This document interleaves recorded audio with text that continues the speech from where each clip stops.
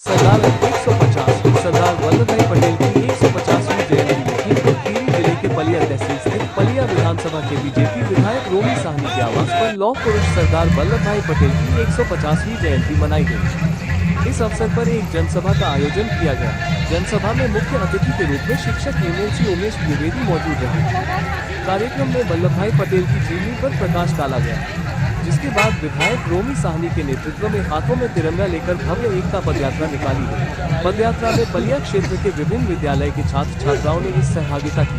पदयात्रा Dudhwa road से पुराने बस अड्डा, स्टेशन रोड, हीरा रोड व बाईपास होते हुए विधायक आवास पर समाप्त हुई।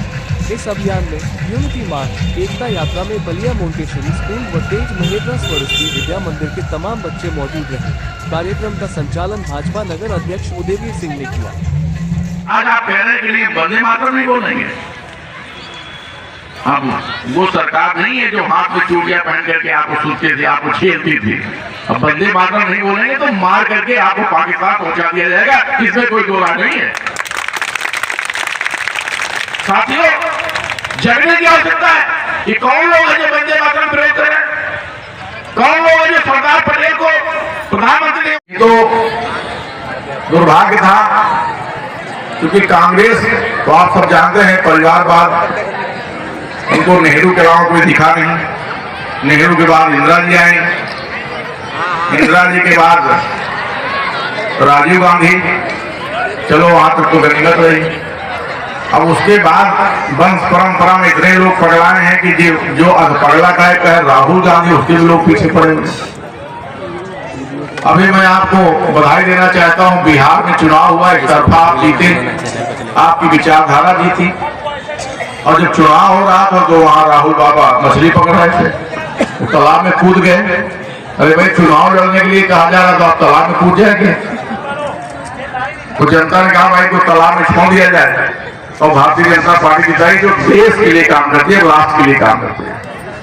साथियों, बिहार क्यों जीत गए, उत्तर प्रदेश क्यों जीत गए, पूरे देश में आपकी सरकार क्यों बन गई?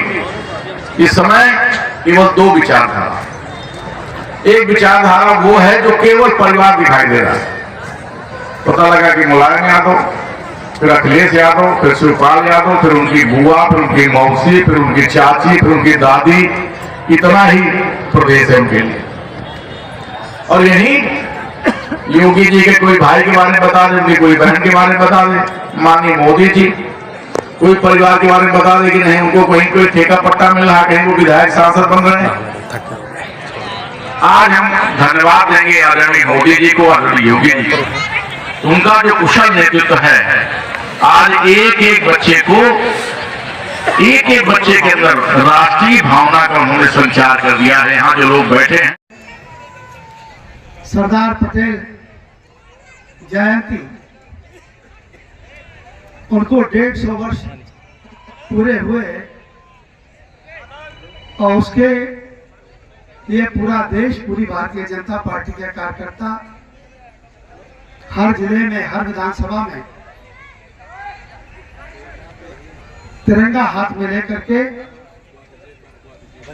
बड़े उत्साह के साथ सरदार वल्लभ भाई पटेल जी को याद कर रहे हैं, उनको नमन कर रहे हैं, उनको श्रद्धांजलि दे रहे हैं। इस उपलक्ष्य में हमारे chief guest MLC Dwivedi ji हमारे निवास पर आए।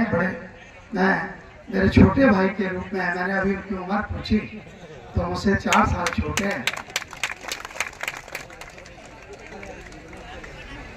वो आशीर्वाद देने के लिए पलिया को आए हैं।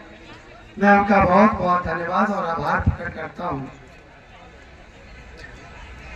पूरी एकता के साथ पूरी भारतीय जनता पार्टी के मंडल अध्यक्ष, कार्यकर्तागण, इतनी माताओं और बहनों के आशीर्वाद, प्रधानगण, बीडीसी सदस्यगण, हमारे प्रमुख जी, पूर्व प्रमुख जी, हमारे थारू समाज से बहुत बड़ी तादाद में लोग आए, सिख समाज से बहुत बड़ी तादाद में लोगों ने योगदान दिया। मैं पलिया विधानसभा की एक एक जनता, एक एक गरीब माता, बहन, बुजुर्ग भाई को प्रणाम करता हूं, उनको चरण स्पर्श करता हूं, नमन करता हूं। उनकी बदौलत मैं एक बार नहीं 3 बार इस क्षेत्र का विधायक बना हूं। पता नहीं कब तक मेरा जीवन है, लेकिन मेरा मन करता है, मेरा दिल करता है कि पलिया की गरीब जनता के लिए मैं अपने प्राणों को न्यौछावर कर दूं, कभी इनसे अलग ना हूं। मुझसे लोग कहते हैं विधायक जी आपके बच्चे राजनीति करेंगे कि नहीं करेंगे, आपके बाद क्या होगा?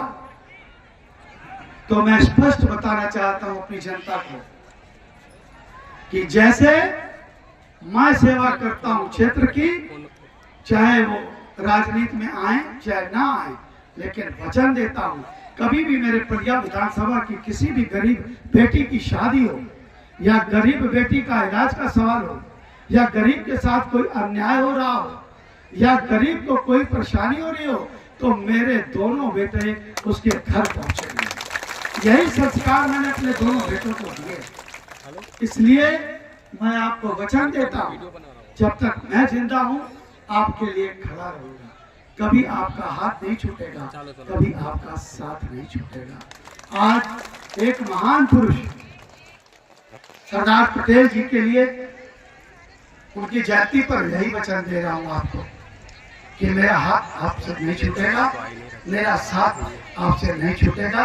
राजनीति से बहुत कुछ सीखा है मैंने, लेकिन मैंने देख लिया सच्चा धर्म गरीब की सेवा करना ही है।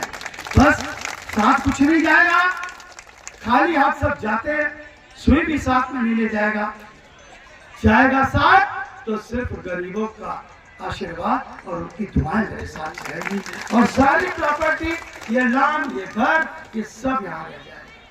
बस मुझे आशीर्वाद दीजिए, आपका ने जो मुझे प्रेम दिया है, जो आशीर्वाद दिया है, वो हमारे और आपके बीच में बना रहे। और मैं उस महान विभूति को कोटि कोटि प्रणाम करता हूं, जो देश के उप प्रधानमंत्री रहे, देश के गृह मंत्री रहे। उन्होंने किसानों के लिए, देश की जनता के लिए, पटेल जी ने उनके अधिकारों के लिए जो लड़ाई लड़ी, वो सदा सदा इस महापुरुष को याद रखेगी। हमारे देश की जनता कभी नहीं भूलेगी, और मैं उनके चरणों में वंदन करता हूँ। उनसे भी आशीर्वाद, पटेल सरदार पटेल जी से भी आशीर्वाद मांगता हूँ कि मेरे पलिया विधानसभा की जनता पे कभी कोई आँच ना आए। मैं संघर्ष करता रहता हूँ। यहाँ बाढ़ की समस्या है, यहाँ ग्रांट एक्ट की जमीनों में भूमिदर न होने की समस्या है, यहाँ निर्दोष थारू लोगों पर मुकदमे हुए, वो समस्या है, यहाँ गन्ना भुगतान नहीं हो रहा है, वो समस्या है। इतनी समस्याओं को तो मैं फेस कर रहा, अब एक नई समस्या आ गई, ये बाघ आ गए, ये हमारे गरीबों पर हमला कर रहे।